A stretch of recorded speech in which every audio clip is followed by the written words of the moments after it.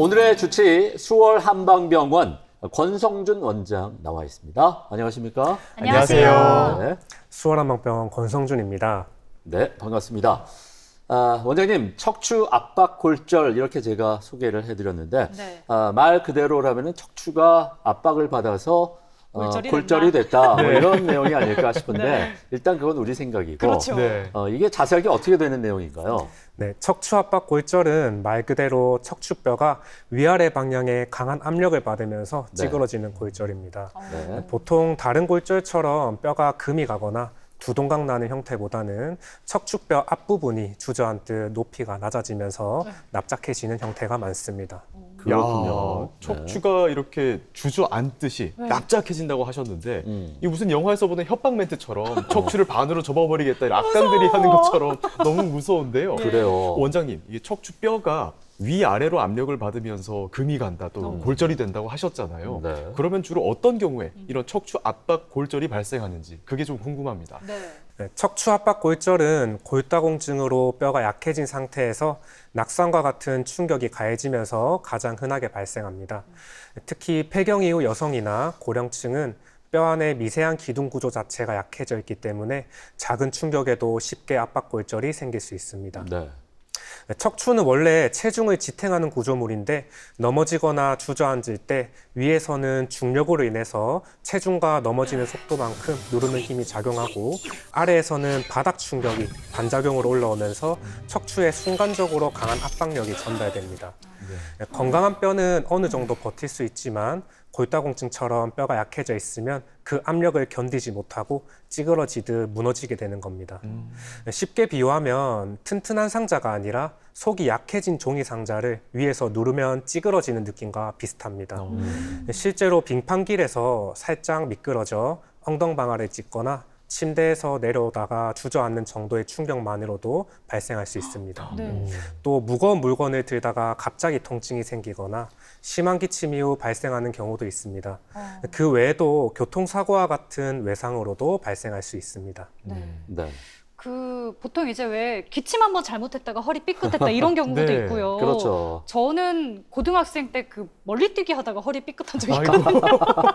보통 멀리 안 나갈 것 같은데 그러니까요. 멀리 네. 나가지도 않았는데 허리까지 삐끗해서 아팠던 적이 네. 있습니다. 많이 이렇게 일상에서 우리가 허리를 삐끗할 수는 있는데 또 압박 골절이 생길 수도 있다는 얘기에 또 깜짝 놀랐고요. 그래요? 근데 또 얘기를 듣다 보니까 골다공증 환자들이 좀 주의를 해야 되겠다 이런 생각이 드네요. 네, 맞습니다. 특히 고령층에서 발생하는 척추압박골절 환자 대부분이 골다공증과 관련되어 있습니다. 골다공증은 단순히 뼈 양이 줄어드는 게 아니라 뼈 내부 구조 자체가 약해지는 질환입니다. 그래서 작은 충격에도 척추가 쉽게 주저앉는 압박골절이 생길 수 있어서 골절인지도 모르고 넘어가는 경우도 있는데요. 특히 폐경 이후 여성, 고령층, 장기간 스테로이드를 복용한 분들, 암 환자분들은 뼈가 약해 위험성이 높습니다.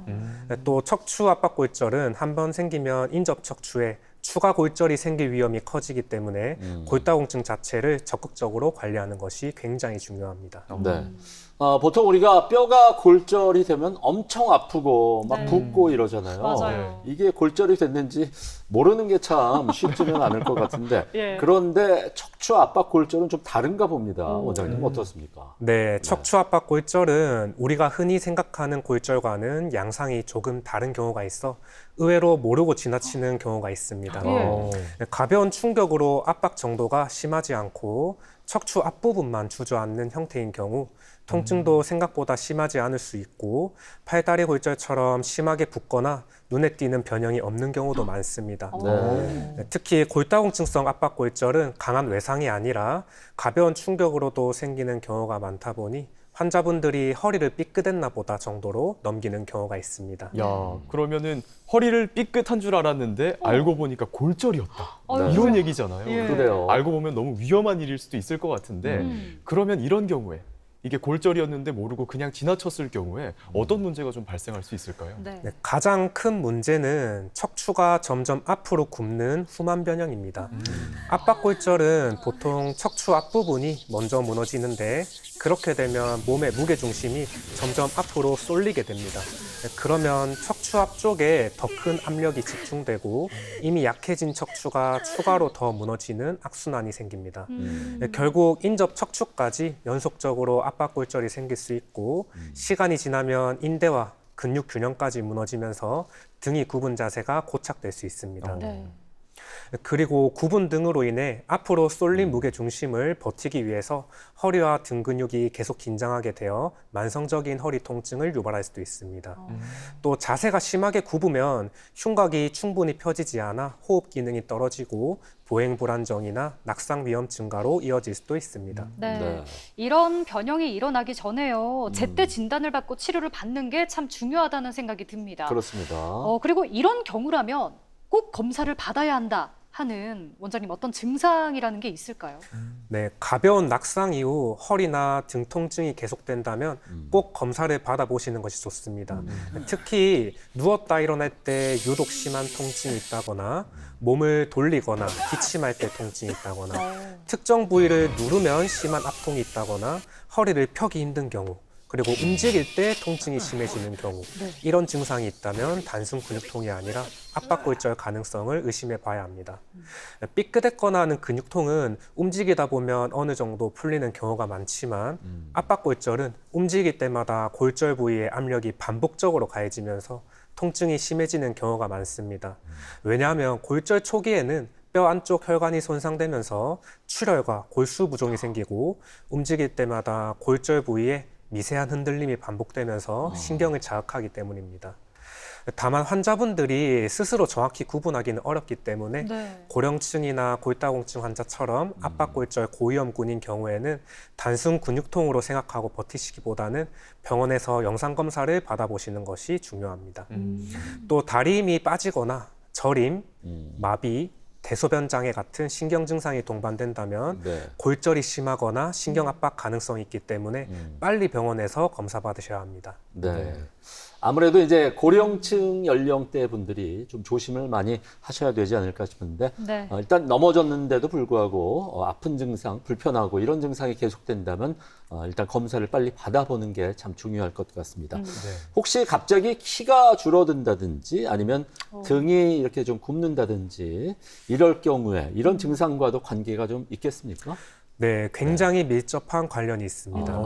압박골절이 반복되면 척추 높이가 점점 낮아지면서 실제로 키가 줄어들 수 있습니다. 네. 또 척추 앞부분이 계속 무너지면 등이 앞으로 굽는 후만 변형이 생기게 됩니다. 네.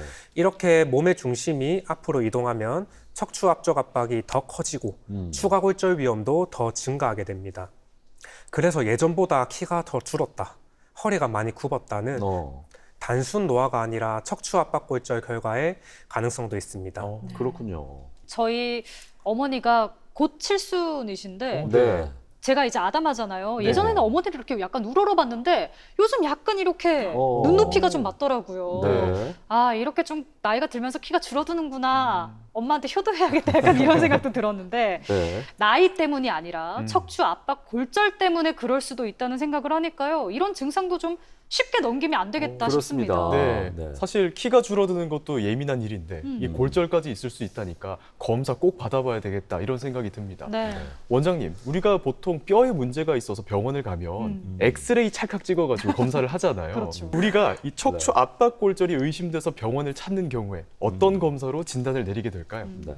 네, 기본적으로는 엑스레이 검사를 먼저 시행합니다. 척추 높이가 감소했는지 쇠기형 변형이 있는지를 확인할 수 있습니다. 다만 엑스레이만으로는 최근 골절인지 오래된 골절인지 구분이 어려운 경우가 많습니다. 특히 골다공증 환자분들은 예전에 생긴 압박골절로 인한 변형이 이미 있는 경우도 있어서 단순 엑스레이만으로 급성골절 여부를 정확히 판단하기 어려운 경우가 있습니다. 네. 그래서 중요한 검사가 MRI입니다. MRI는 골수 부종을 확인할 수 있기 때문에 급성골절 여부를 판단하는 데 굉장히 중요합니다. 급성골절인 경우에 뼈에 골수 부종이 차면서 MRI 영상에서 하얗게 보이게 됩니다.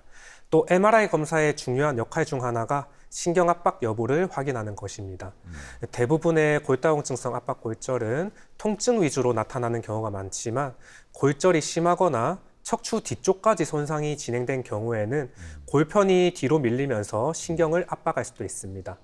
이런 경우에는 다리 저림, 힘 빠짐, 보행장애, 진행하는 마비, 대소변 장애 같은 신경 증상이 나타날 수 있는데 이런 증상들은 수술 여부 결정을 위해 반드시 빨리 확인해야 하는 적색 신호라고 볼 수 있습니다.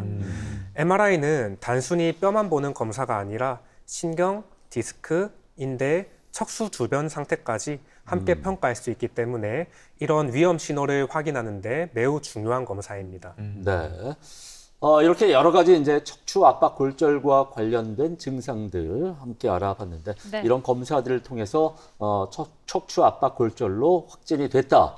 그럴 경우에 어떤 방법으로 치료를 하게 될지 그 정하는 특별한 기준이 있을까요, 원장님? 네, 치료는 크게 보존적 치료와 시술, 수술 치료로 나뉩니다. 대부분의 골다공증성 압박골절은 척추 앞부분 위주의 안정성 골절인 경우가 많아서 보존적 치료로 회복이 가능합니다. 하지만 안정성 골절이고 신경 압박 증상이 없음에도, 즉 보존적 치료 대상임에도 불구하고 초기 통증 관리에 실패해서 통증이 너무 심한 경우에는 시술을 고려하게 됩니다. 반면 골절이 심하거나 척추 뒤쪽까지 손상되어 구조적으로 불안정한 경우, 후만 변형이 진행되는 경우 또는 신경을 압박하는 경우에는 수술적 치료가 필요할 수 있습니다. 네. 지금 증상의 정도와 범위에 따라서 치료법이 달라지고 있습니다. 그렇습니다. 그렇다면 정도가 좀 심하지 않을 때 할 수 있는 보존적인 치료로는 어떤 게 있을까요? 네, 보존적 치료의 핵심은 더 무너지지 않게 보호하면서 회복시키는 것입니다. 골절 초기에는 통증 때문에 몸이 자연스럽게 앞으로 굽게 되는데 이런 자세가 반복되면 척추 앞부분 압박이 더 심해져 추가 붕괴가 위험이 커질 수 있습니다. 네. 그래서 TLSO라고 하는 척추 보조기로 척추를 안정화하고 초기에는 침상 안정으로 무리한 움직임을 줄이는 것이 중요합니다. 네. 다만 과도한 침상 안정은 근력 저하나 폐렴, 혈전 위험을 증가시킬 수 있기 때문에 상태를 보면서 조기 보행과 재활을 함께 진행하는 것이 중요합니다. 또 통증 조절도 굉장히 중요합니다. 통증이 심하면 움츠리면서 자세가 무너지게 됩니다.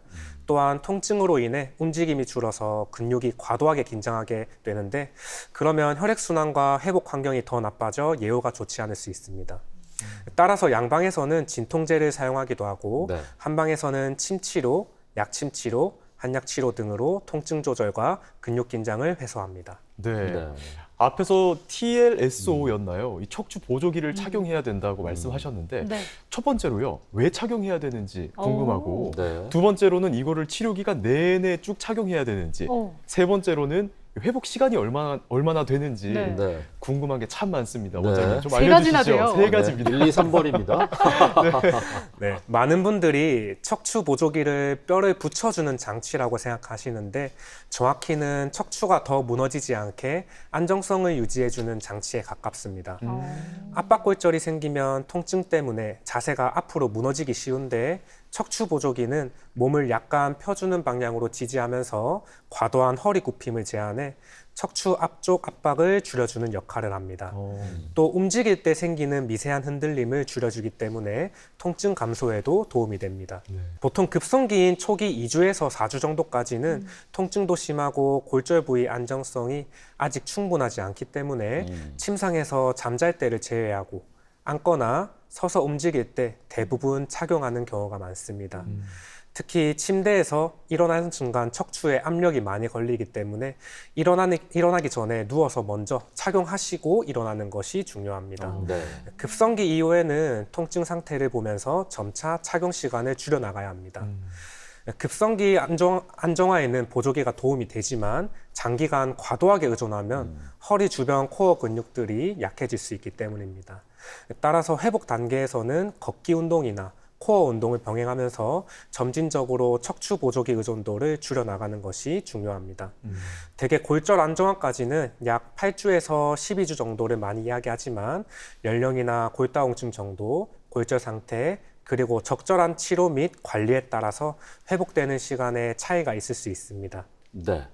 자, 이렇게 말씀해 주신 그런 치료 방법으로 치료가 힘들 경우에, 그러니까 정도가 심한 경우가 되겠죠. 네. 이럴 때는 우리가 이제 시술이라든가 수술 이런 방법들을 또 생각을 해 봐야 될 것 같은데 어떤 방법들이 있나요? 네, 정도가 심한 경우라고 하면 네. 통증이 심하거나 뼈가 많이 압박되어 구조적으로 문제가 있거나 신경학적 증상이 있는 경우입니다. 먼저 골절 정도가 심해 척추 앞부분뿐만 아니라 뒤쪽 후방인대 및 지지 구조물까지 손상된 경우에는 척추들 간의 연결 구조가 불안정해질 수 있고 골편이 뒤로 밀려 신경을 압박하면서 다리 저림, 힘 빠짐, 보행장애, 진행하는 마비, 대소변장애 등과 같은 신경학적 증상이 발생할 수 있습니다. 이런 경우에는 MRI 검사를 통해 척추 후방 구조물들의 손상 정도와 신경의 압박 정도를 확인한 뒤 신경을 압박하는 구조물을 제거하는 감압술과 나사와 금속봉으로 골절된 척추와 위아래 척추를 고정시키는 후방 추체 유압술과 같은 수술적 치료가 필요합니다. 반면에 척추 앞부분만 손상된 안정성 골절이면서 신경학적 증상이 없어서 초반 2주에서 4주 정도 보존적 치료를 진행하는 중에 통증이 너무 심해서 움직이기 어려울 경우에는 시술을 고려해 볼 수 있는데 대표적인 시술이 척추체 성형술, 흔히 말하는 시멘트 시술이 있습니다. 시멘트 시술은 무너진 척추체 안에 의료용 시멘트를 주입해서 안정성을 높여주는 시술인데 급성기 통증을 빠르게 줄여주는 장점이 있습니다. 또 다른 시술로는 풍선 성형술, 풍선으로 이제 공간을 확보해서 척추체의 높이와 구조를 어느 정도 복원시킨 뒤 시멘트를 주입하는 방식입니다. 특히 고령 환자분들 중에는 통증 때문에 거의 움직이지 못하는 경우가 있는데 이런 경우 시술을 통해 빠르게 통증을 줄이고 조기 보행을 가능하게 만드는 것이 폐렴, 근감소, 혈전 등 전신합병증 예방에 도움이 되기도 합니다. 네. 다만 시멘트가 들어간 척추 주변으로 하중이 집중되면서 인접 척추 골절 위험이 증가할 수도 있다는 보고들도 있기 때문에 네. 환자 상태에 따라 신중하게 결정하게 됩니다. 그렇군요. 네, 알겠습니다. 네.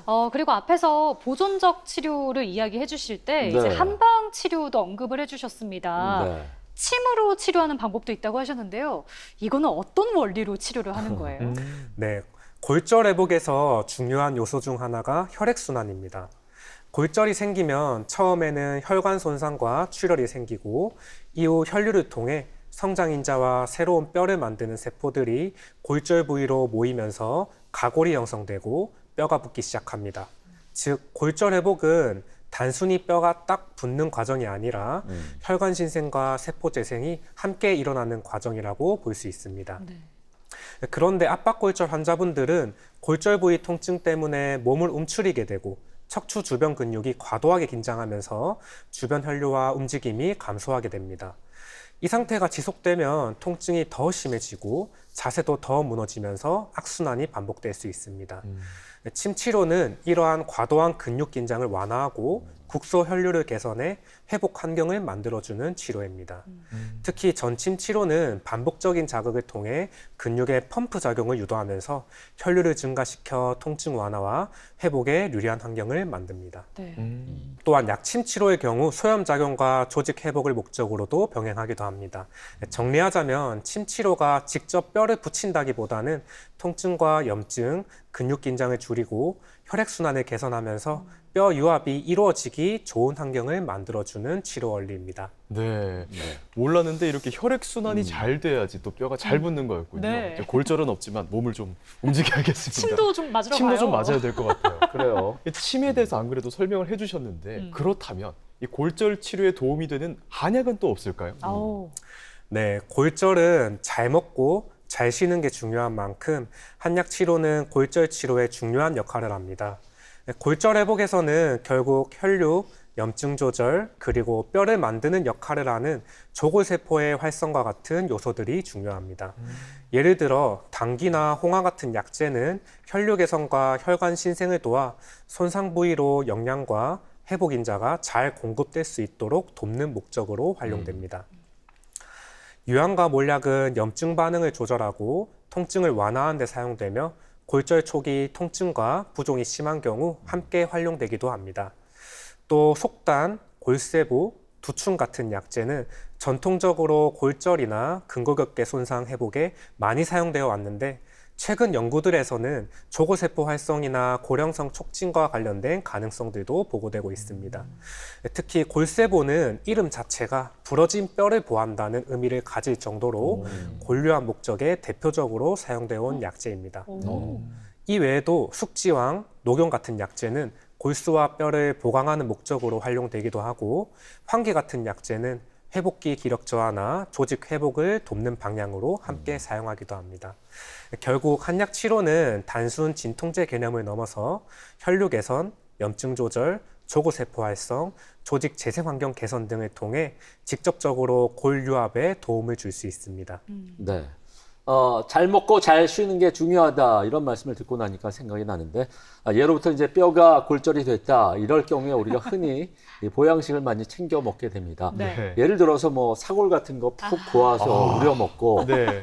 많이들 그러시잖아요. 네. 맞아요. 네. 또 생선회를요, 네. 뼈를 통째로 먹는 게 좋다고 드시는 분들도 계시더라고요. 어머나 세상에. 새꼬시 회로. 그러니까요. 네, 네. 그런 경우도 맛있겠는데요? 있는데. 원장님 어떻습니까? 이 실제로 골절 환자의 회복을 돕는 그런 우리 주변의 음식들 그런 것들이 있나요? 네, 골절 회복의 가장 중요한 영양소는 단백질과 칼슘입니다. 많은 분들이 뼈를 단순 칼슘 덩어리라고 생각하시는데 실제로는 콜라겐이라고 하는 단백질 구조 위에 칼슘이 붙는 형태입니다. 네. 비유하자면 단백질이 철근 역할을 하고 칼슘이 콘크리트 역할을 한다고 이해하시면 쉽습니다. 네. 그래서 고기, 생선, 계란, 두부 같은 양질의 단백질 섭취가 굉장히 중요합니다. 네. 특히 고령층에서는 식사량 자체가 줄어서 단백질 부족이 흔하기 때문에 더 신경 쓰셔야 합니다. 칼슘이 풍부한 음식으로는 우유, 치즈, 요거트 같은 유제품과 멸치, 뱅어, 전어 같은 뼈째 먹는 생선, 그리고 시금치, 브로콜리, 케일 같은 녹색 채소가 있습니다. 네. 무엇보다도 골절 회복은 특정 보양식 하나에 집착하기보다는 충분한 영양과 균형 잡힌 식사가 꾸준히 유지되는 것이 가장 중요하다고 볼 수 있습니다. 아니 저는 요즘 좀 햇볕이 따갑길래 네. 꽁꽁 싸매고 다니고 막 선크림 엄청 많이 바르고 다녔는데 비타민 D라도 좀 잘 먹어야겠다 이런 생각을 하고요. 네. 이렇게 도움되는 게 있다면 또 어. 방해되는 것들도 있겠죠, 당연히. 그렇죠. 원장님, 골절 환자가 좀 피해야 하는 것 어떤 게 있을까요? 네, 대표적으로 흡연과 과음이 있습니다. 음. 흡연은 혈관을 수축시키기 때문에 골절 부위 혈류를 떨어뜨리고 산소 공급을 방해합니다. 이는 결국 조고세포 활성을 저해시키고 뼈 유압 환경이 나빠질 수 있습니다. 알코올 역시 조골세포 기능을 억제하고 균형 감각을 떨어뜨려 낙상 위험을 높일 수 있습니다. 또 과도한 카페인이나 나트륨 섭취는 칼슘 배설을 증가시킬 수 있고 탄산음료는 인과다 섭취 문제와 연결될 수 있어서 주의가 필요합니다. 네. 이렇게 그 척추 압박 골절의 예방법까지 함께 알아봤습니다. 마지막으로 시청자분들을 위해서 당부의 말씀을 좀 부탁드릴게요. 척추 압박 골절은 초기에 잘 관리하시면 대부분 안정적으로 회복할 수 있지만 방치하게 되면 등이 굽는 척추 변형과 추가 골절, 그리고 만성적인 허리 통증으로 이어질 수 있습니다.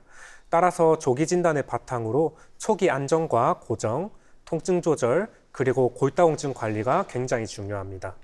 또 척추 압박 골절은 경우에 따라 심한 통증으로 나타나기도 하지만 특히 고령층이나 골다공증 환자분들은 단순 허리 통증이나 삐끗한 정도로 생각하고 지나치는 경우도 있습니다. 네. 따라서 가벼운 낙상 이후 통증이 계속되거나 누웠다 일어날 때 유독 심한 통증이 있다면 단순 근육통으로 넘기지 마시고 꼭 검사를 받아보시길 바랍니다.